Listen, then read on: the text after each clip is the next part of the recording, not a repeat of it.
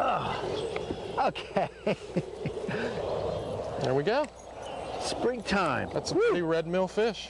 Red mill fish. Look at us. Loaded with eggs. Hey, I'm Bob Murray. I'm here with Kirk, Delaware Valley Outdoors. Stay tuned. I think it's going to be a big one. Woo! Son, that's a nice one. Yes, it is. On the spinnerbait.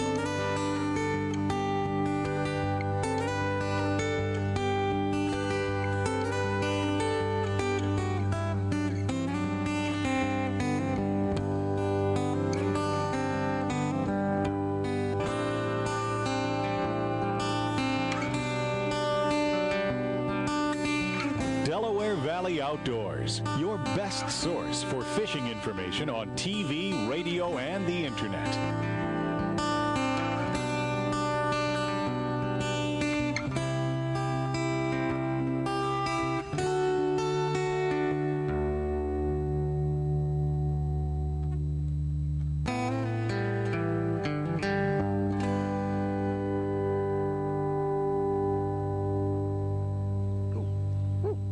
Hey, I'm Bob Murray with Delaware Valley Outdoors. I'm down here with my good friend Kirk Van Brunt from Asking Kate Guide Service. Kirk invited me down. Said, Bobby, come on down to Delaware. It's got some good springtime, well actually good all year round fishing, but springtime fishing. And we come down, the weather's not been too kind to us, but then again, When is it, right? when is it on our show? Kirk, tell us a little bit about the springtime fishing you have here in Delaware and what we're doing today. Well, if we're fishing in Delaware, most of our places we're going to take you are smaller lakes or ponds. So, biggest one, like the one we're fishing today here at Red Mill, it's only 200 acres. So, it's not like you're on a massive body of water. We're not fishing some huge lake or reservoir. Spinner baits, rattle traps, your basic springtime lures. You're working them in lily pads that are just starting to come above the surface. We're working some wood on some drop-offs. Biggest thing, we're dealing with water that's 50 degrees, so sometimes it can take a little longer to catch the fish, but if you're patient and you stay in the right areas, you can manage to come up with some decent fish. Yeah, most of the fish now, I mean, we're hoping to find 50-degree water today. It's got, of course, we had all the cold fronts and everything else come through. That really slowed it down. Typical springtime stuff.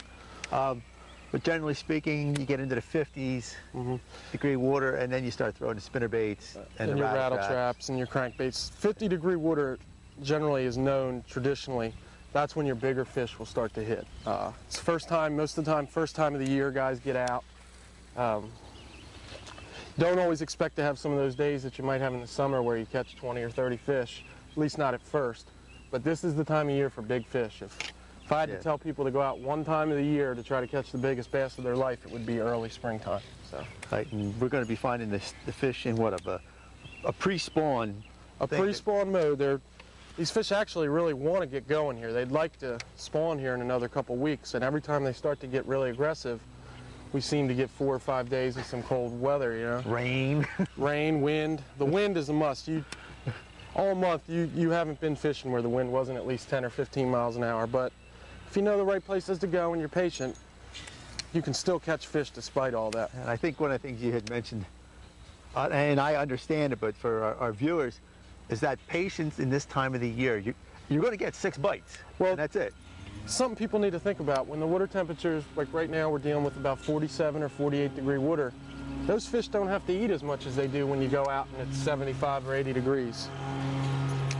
They might only have to eat 3 times a day, so if your lure's not in the exact spot at the exact right time, you might not get hit. So what you need to do is cover a lot of water until eventually odds work in your favor where your bait comes in front of that fish that's deciding to eat. And now sometimes we get a little bit of sun here, the water will warm up.